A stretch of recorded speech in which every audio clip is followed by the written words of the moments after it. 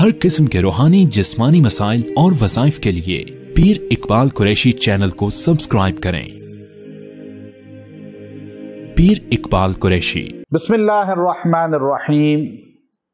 ربی الاول کے ماہ مقدس کی 21 تاریخ کو آپ نے ایک وظیفہ کرنا ہے۔ آپ کو اس وظیفے کی برکت سے رسول اللہ صلی اللہ علیہ وسلم کی شفاعت نصیب ہوگی۔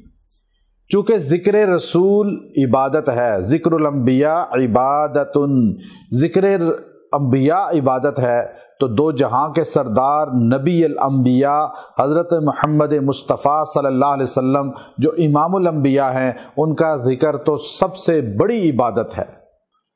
تو حضور علیہ الصلوۃ والسلام کا ذکر تو کثرت سے ہم کرتے ہیں ماہ ربیع الاول میں، لیکن اگر حضور کی شفاعت لینی ہے تو حضور علیہ الصلوۃ والسلام کے ساتھ دو آرام کرنے والے شیخین صحابہ حضرت ابو بکر صدیق رضی اللہ عنہ، حضرت عمر فاروق رضی اللہ عنہ کا ذکر اور کل صحابہ کا ذکر بھی آپ کریں۔ حضور راضی ہوں گے روز محشر حوض کوثر پہ، حضور کے دائیں بائیں ابو بکر و عمر اور کل صحابہ ہوں گے، تو آپ کو سارے صحابہ پہچانیں گے، آپ کو رسول اللہ کی شفاعت ملے گی، کل صحابہ کی شفاعت ملے گی۔ چونکہ اہل سنت والجماعت کا یہ متفقہ عقیدہ نظریہ ہے کہ کل صحابہ جنتی ہیں، کل صحابہ۔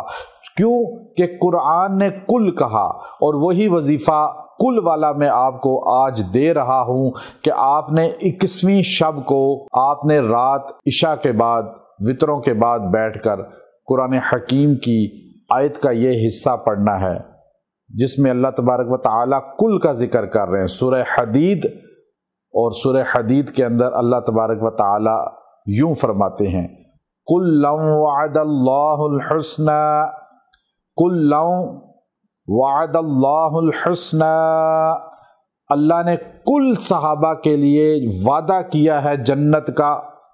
حسنہ جنت ہے، چونکہ دوسری سورہ کے اندر اللہ رب العزت نے سورہ انبیاء کے اندر حسنہ کی تشریح کی، ان الذین سبقت لهم من الحسنى اولئک عنہا مبعدون لا يسمعون حسیسها، یعنی حسنہ اس کو کہا جاتا ہے، تشریح کر دی جنت کو۔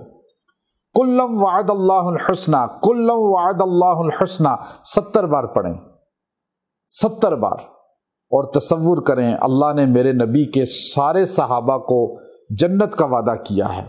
یا اللہ، تو نے نبی کے صحابہ سے جنت کا وعدہ کیا ہے، میں نبی سے اور صحابہ سے محبت کرتا ہوں، کل صحابہ سے محبت کرتا ہوں۔ یا عورت کہے میں کل صحابہ سے محبت کرتی ہوں۔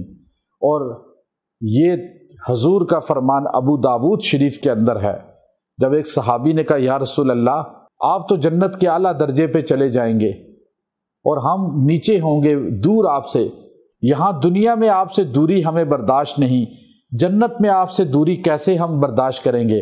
تو آپ نے فرمایا المرء مع من احب، انسان اسی کے ساتھ ہوگا جنت میں جس سے دنیا میں محبت کرتا ہے۔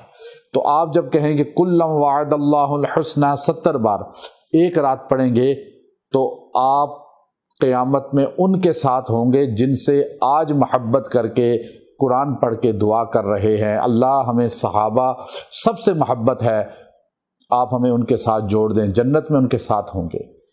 پھر پورا سال چلتے پھرتے پڑھا کریں، اپنی بچوں کو تلقین کریں، اور جو ایک بار ربیع الاول میں اس کو پڑھ لے گا، سال میں ایک بار، اللہ اس کو ایمان کی موت دے گا، صحابہ کی معیت دے گا، رسول اللہ کا ساتھ دے گا۔